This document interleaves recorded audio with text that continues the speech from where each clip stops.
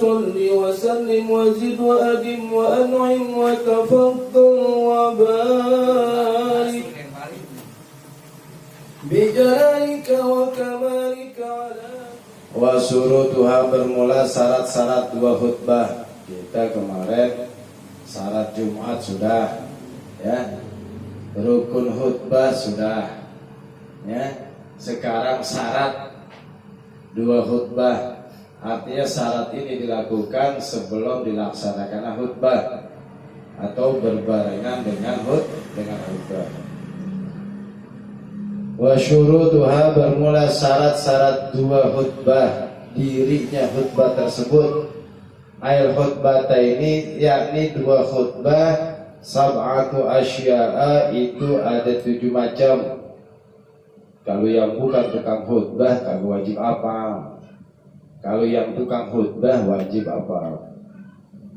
Ahaduha bermula salah satunya at-taharatu yaitu suci anil hadasaini dan dua hadas.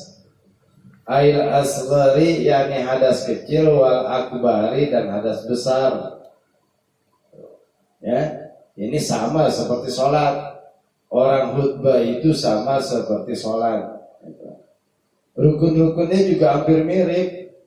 Ya, kita sholat harus suci daripada hadas kecil dan hadas besar. Wa anin najasati dan suci juga daripada najis. Najis itu allati la yufa anha yang tidak dimaaf anha daripada najis tersebut. Kalau najis-najis yang dimaaf ya masih ada toleransi. Tapi kalau najis yang tidak dimaaf, ya ini tidak ada toleransi. Artinya tetap wajib sang khotib harus bersih daripada najis. Bil badani, najis tersebut suci bil badani di dalam di badannya, pada badannya enggak ada najis. Wal makani, tempat dia khutbahnya juga enggak ada najis. Wal mahmuli, dan barang-barang yang dipakainya, barang-barang yang ditanggungnya.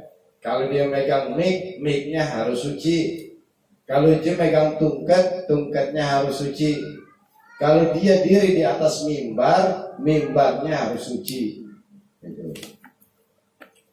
Ya, kalau dia pakai cincin, pakai jam, ngantongin HP, ngantongin korek api, ngantongin rokok, semuanya wajib suci. Gitu. Ya. Jadi apa yang dibawa pada dirinya semuanya wajib dalam keadaan suci. Sampai kertas yang dia pegang itu juga nggak boleh terkena najis.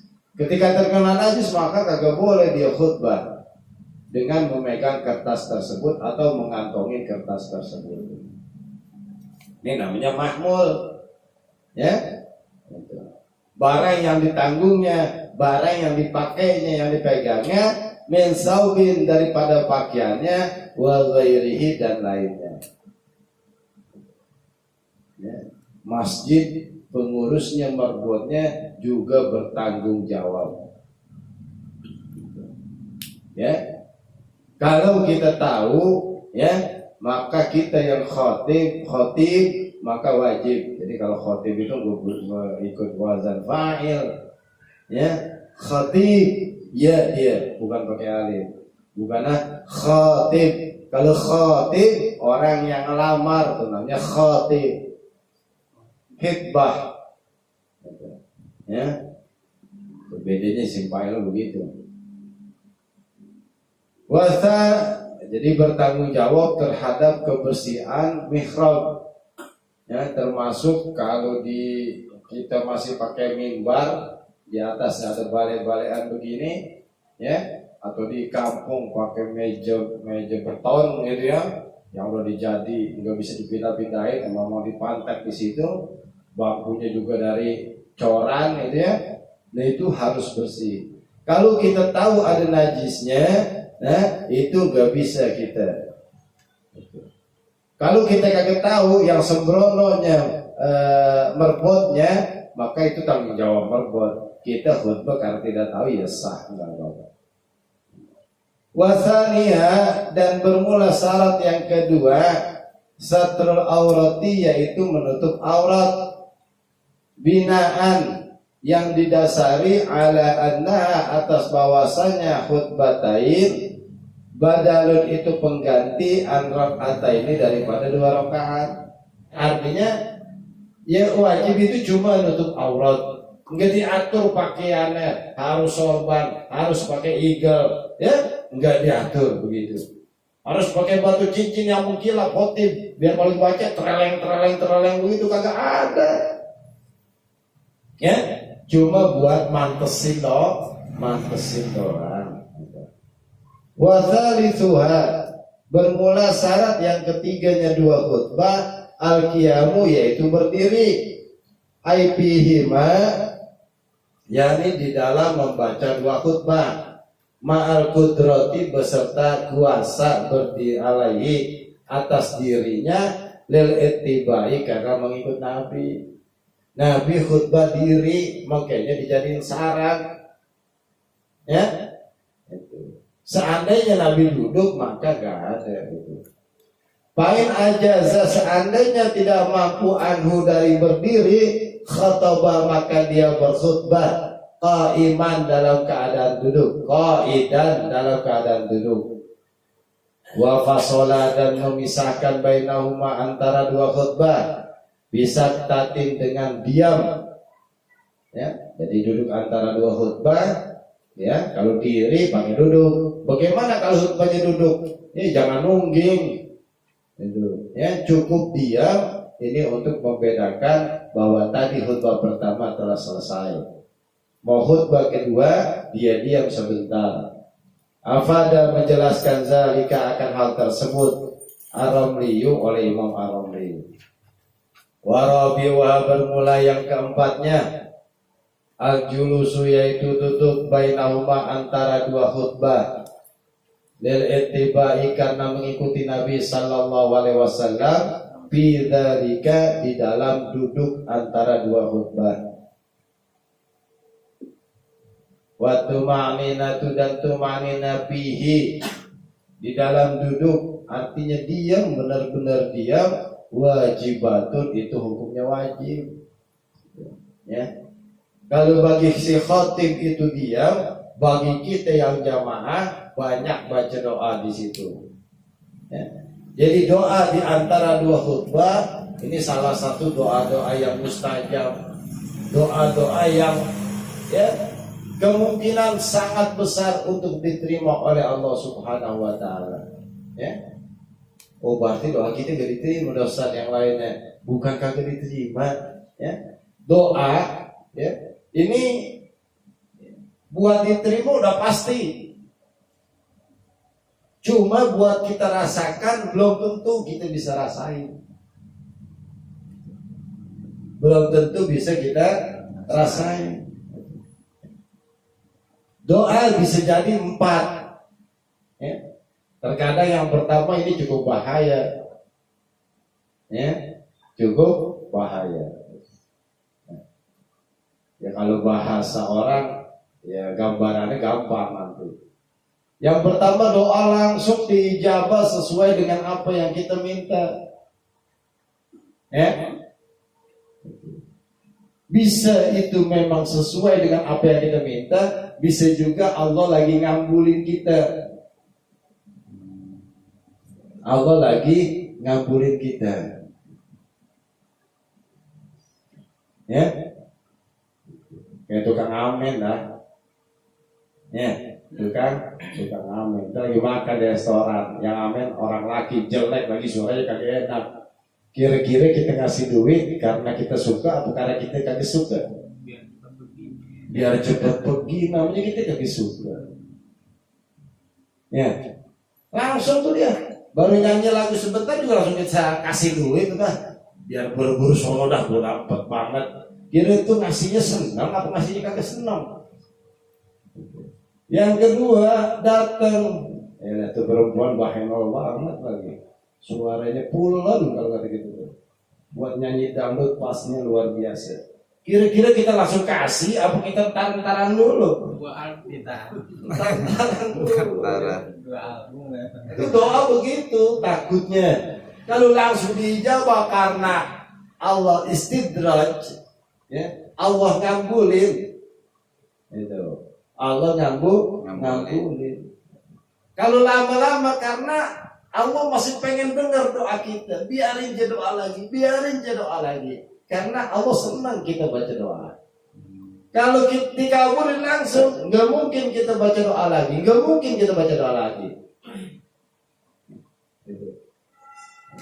Jadi kita jangan seuzon kepada Allah.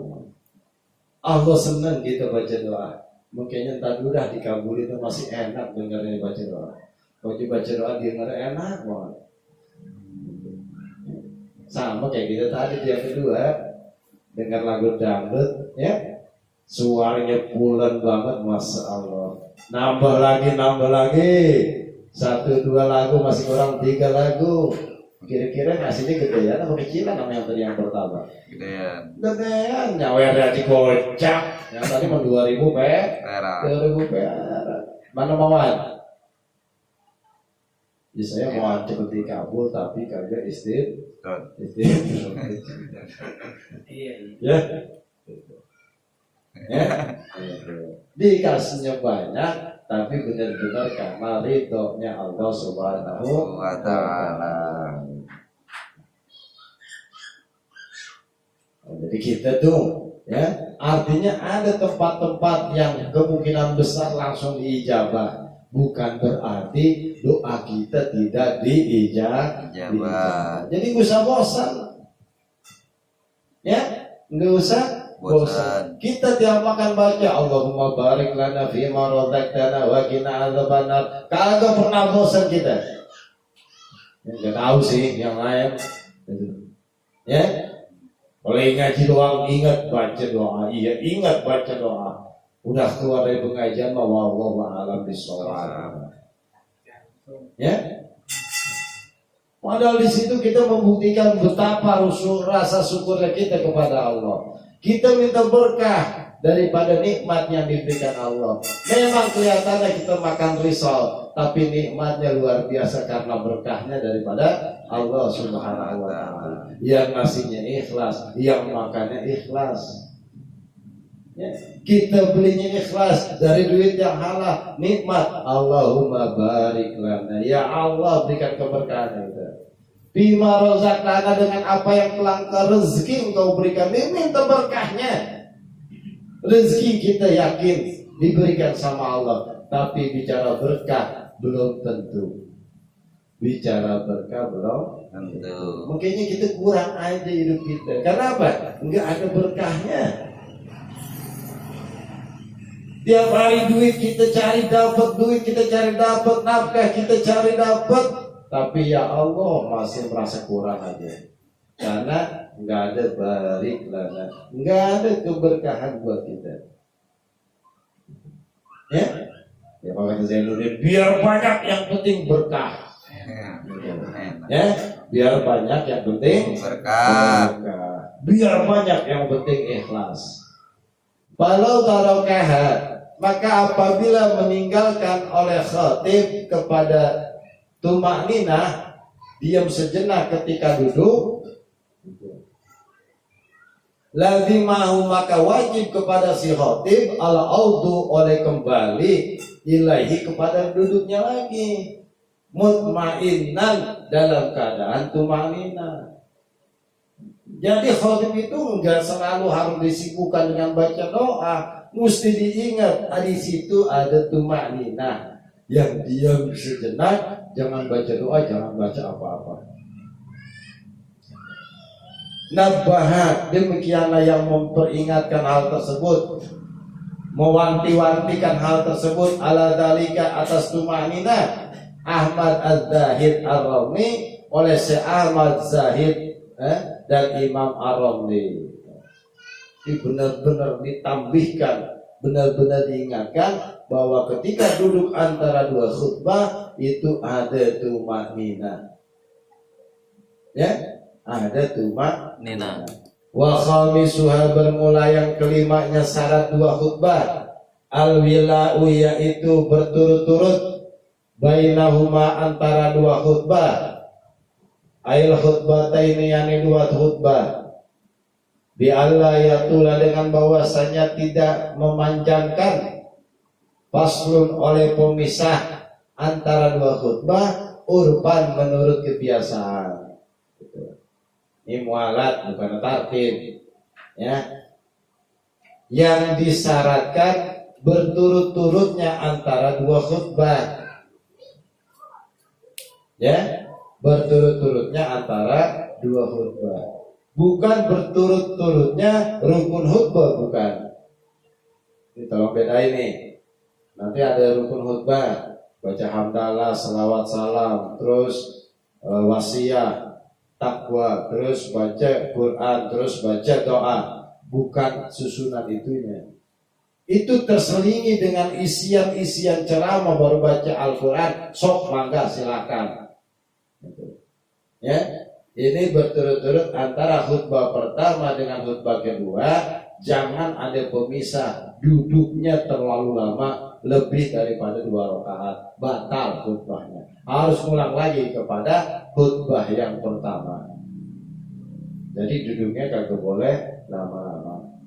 Memang sekarang belum kita temuin satu waktu entah ajalnya itu si khotib datang, entah dia pingsan, entah dia apa sehingga memakan waktu lebih daripada 2 rakaat, ya. Bagaimana penggantinya? Kalau lebih daripada 2 rakaat maka harus diulang dari khutbah pertama. Kalau kagak lebih dari 2 rakaat maka lanjutin aja. Silakan khutbahnya kedua. Begitu juga sholat. Ya, ketika sholat sang imam batal tengah-tengah perjalanan, maka yang di belakang imam wajib maju sedikit, ngelanjutin apa yang telah imam kerja, apa yang telah imam kerjakan.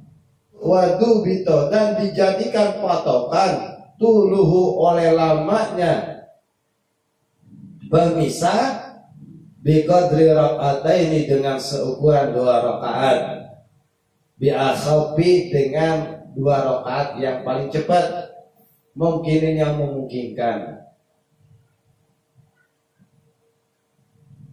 Ba'inna koso maka apabila kurang oleh pemisah tadi anzalika daripada 2 rakaat yang ringan, lam yadurra maka tidak apa-apa.